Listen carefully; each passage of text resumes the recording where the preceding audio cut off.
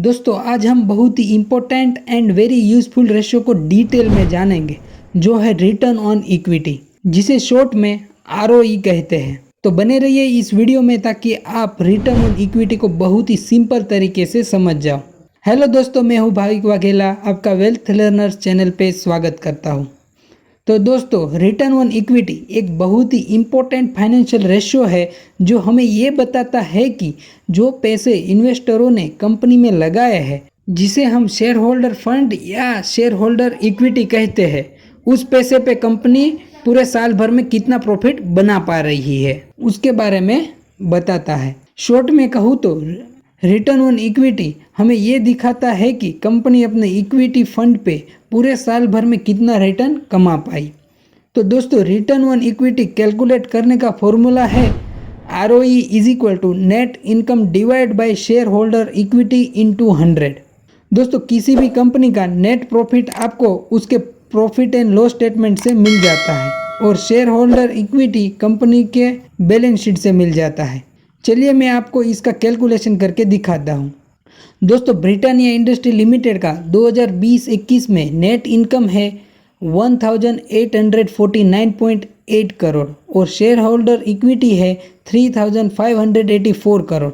तो जब आप 1849.8 डिवाइड बाय 3584 इंटू 100 करोगे तो आपको 51.61% मिलेगा, जिसे हम रिटर्न ऑन इक्विटी कहेंगे। तो दोस्तों इसी का मतलब ये है कि ब्रिटानिया कंपनी उसके इन निवेशकों के पैसे पे 52% का रिटर्न बना के दे रही है। दोस्तों रिटर्न ऑन इक्विटी जितना ज़्यादा उतना ही अच्छा है, लेकिन दोस्तों इस रेशियो का भी कुछ ड्रॉबैक है। इसे समझने के लिए हमें एक एग्जाम्पल से समझना पड़ेगा। दोस्तों मान लीजिए कि ABC लिमिटेड और XYZ लिमिटेड नाम की दो कंपनियां हैं जिसे 1000 करोड़ रुपए की ज़रूरत है और दोनों कंपनी एक ही इंडस्ट्री में काम करती है, मतलब एक ही तरह का बिजनेस चलाती है। तो दोस्तों मान लीजिए कि ABC लिमिटेड 800 करोड़ रुपए इन्वेस्टरों से उठाती है और 200 करोड़ का लोन लेती है। वहीं पे XYZ लिमिटेड 300 करोड़ का इन्वेस्टरों से पैसा वो राइज करती है और 700 करोड़ का लोन लेती है। फिर दोस्तों मान लीजिए कि पूरे साल भर में दोनों कंपनी ने एक ही जैसा प्रॉफिट कमाया, 200 करोड़ का नेट प्रॉफिट कमाया है। तो चलिए दोनों कंपनी का रिटर्न ऑन इक्विटी निकाल लेते हैं। दोस्तों जब आप 200 डिवाइड बाई 800 इंटू 100 करोगे तो आपको ABC लिमिटेड का रिटर्न ऑन इक्विटी 25% मिलेगा और जब आप 200 डिवाइड बाई 300 इंटू 100 करोगे तो आपको XYZ लिमिटेड का रिटर्न ऑन इक्विटी 67% मिलेगा।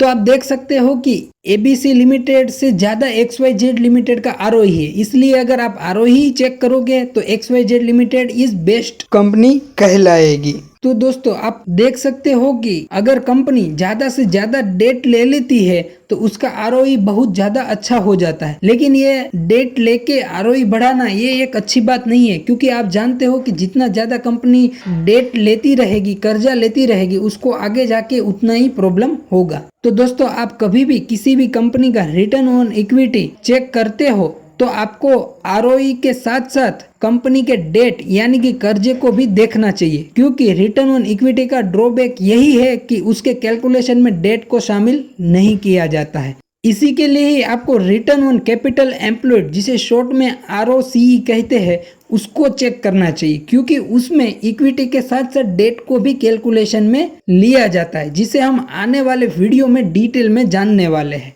तो दोस्तों हमने इस वीडियो में देखा कि what is return on equity, how to calculate return on equity and what is drawback of return on equity. तो मुझे उम्मीद है कि आप रिटर्न ऑन इक्विटी को अच्छे से समझ गए होंगे।